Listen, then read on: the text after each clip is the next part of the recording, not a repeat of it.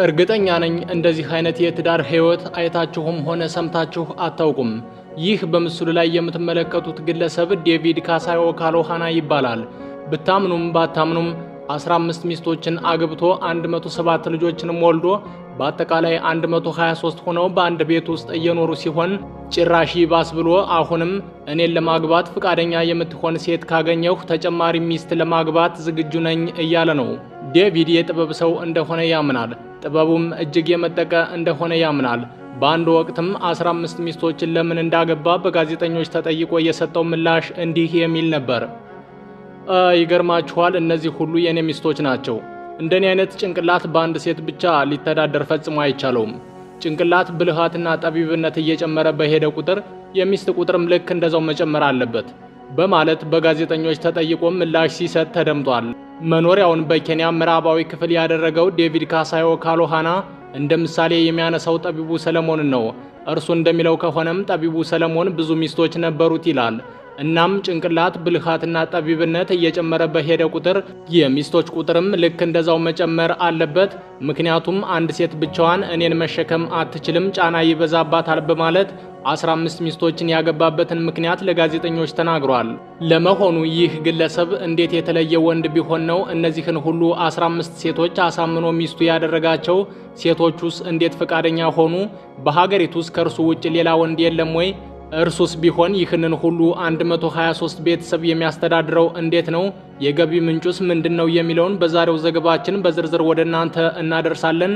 ቻናላችንን ሰብስክራይብ እያደረጋችሁ እንዲሁም ደግሞ ይህንን ቪዲዮ ላይክ በማድረግ እስከ መጨረሻው አብራችሁን ቆዩ። ምናልባትም እግር ጥሎት ወደዚህ አካባቢ የመጣ ሰው ይህንን ሰፊ ቤተሰብ እንደዚህ ተሰብስቦ ሲመለከት አንድ ስብሰባ እየተካሄደ እንደሆነ ቢገምት አይፈረድበትም። ምክንያቱም እንደዚህ አይነት የትዳር ህይወት ፈጽሞ አልተለመደም።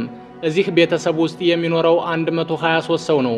አንድ ባል፣ 107 ልጆችና 15 ሚስቶች። በተለያዩ ሶሻል ሚዲያዎች ይህንን ሰፊ ቤተሰብ የተመለከቱ ሰዎች ሁሉ እጃቸውን ባፋቸው ላይ ጭነው ተገርመዋል። እርሱ ግን ገና ምን አይታችሁ አሁንም ተጨማሪ ሚስት ካገኘሁ አገባለሁ እያለ ነው።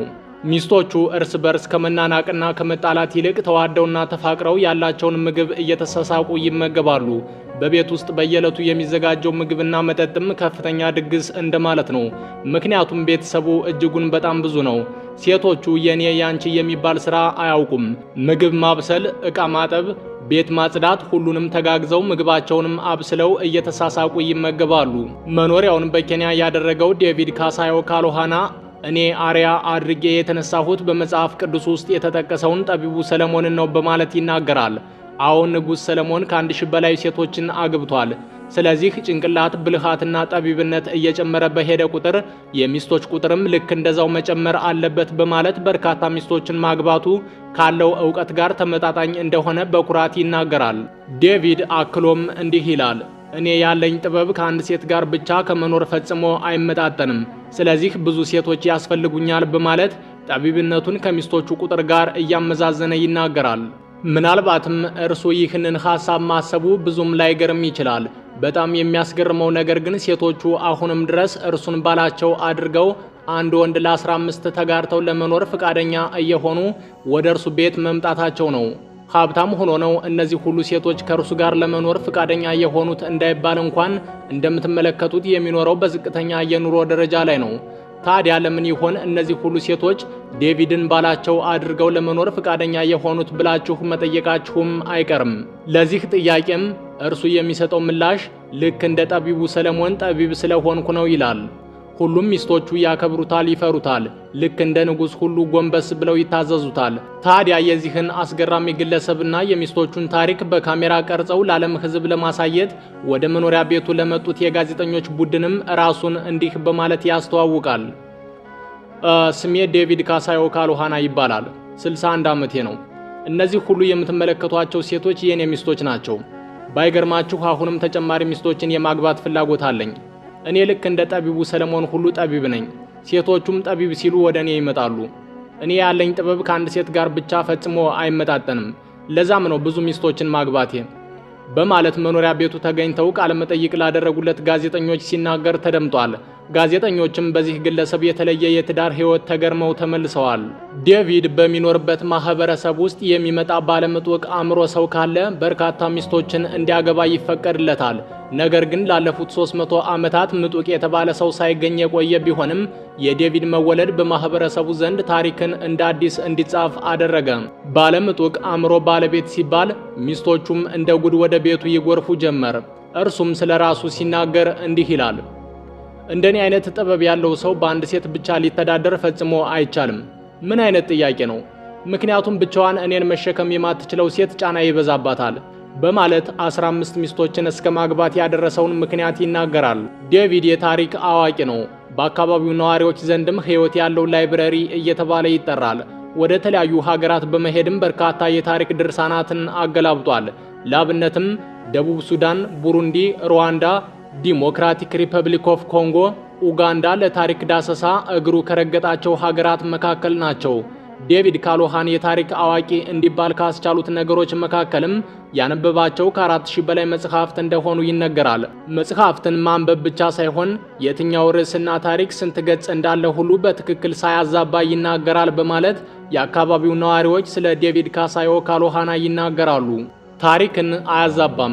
እያንዳንዱን የዓለማችን ታሪክ አንድ ባንድ ያብራራል።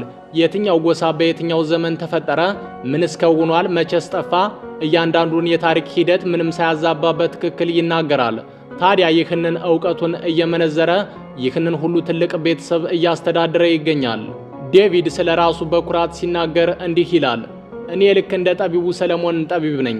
አየህ፣ ሰለሞን 700 ሚስቶችና 300 እኩባቶች ነበሩት። በአጠቃላይ እንግዲህ በጥበቡ 1000 ሚስቶችን ያስተዳድር ነበር። ስለ ጎረቤታችን ኢትዮጵያም ልንገርህ። ንግሥተ ሳባ ከኢትዮጵያ ሆና ነበር ስለ ንጉሥ ሰለሞን የሰማችሁ። እርሷም ወደ እርሱ ሄደች፣ አገር አቆራርጣ አገኘችው። እኔም እንደዛ አይነት ሰው ነኝ። ሴቶቹ ጠቢብ ሲሉ ወደ እኔ ይመጣሉ፣ ጥበቤን የሰማ ሁሉ ወደ እኔ ይመጣል በማለት ራሱን ከጠቢቡ ሰለሞን ጋር በማወዳደር ይናገራል።